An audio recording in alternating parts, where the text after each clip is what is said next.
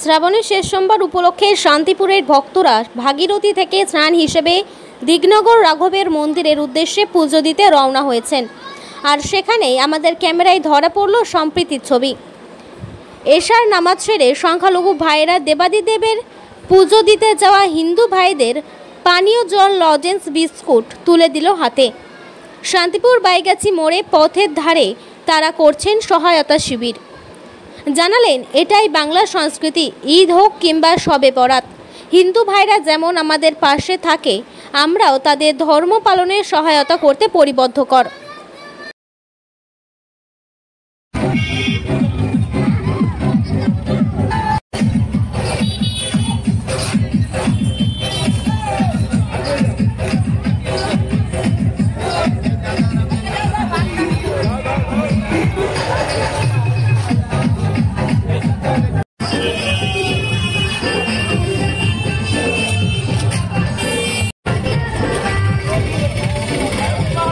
একটা বিশেষ দিন, শিবের মাথায় জল ঢালা, একটা বাৎসরিক অনুষ্ঠান।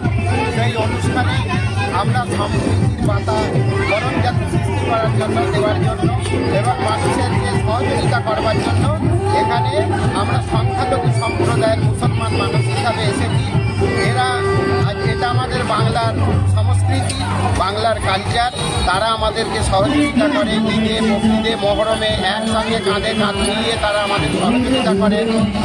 সেই কারণে আমরাও তাদের বিভিন্ন অনুষ্ঠানে আমরা আমাদের সাধ্যমতো সহযোগিতা করি।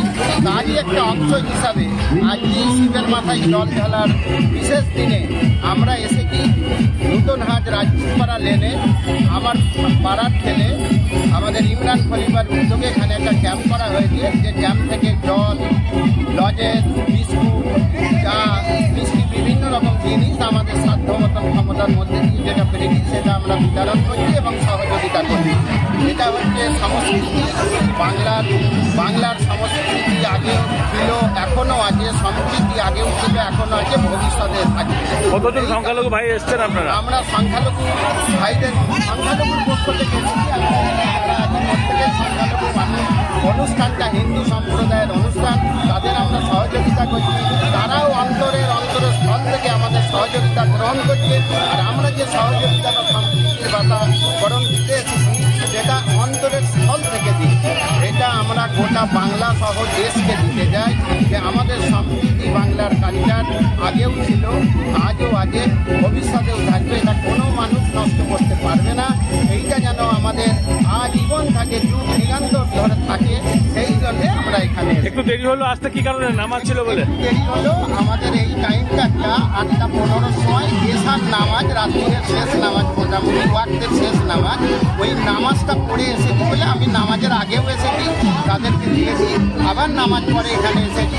যতক্ষণ এখানে মানুষজন থাকবে আমরা তাদের সহযোগিতার জন্য আমরা এই ক্যাম্পে উপস্থিত থাকব। আপনার নাম, পরিচয়? আমার নাম হচ্ছে বাবু শেখ। আমার নূতনহাট সংলগ্ন রাজপুরপাড়া লেনে বাড়ি।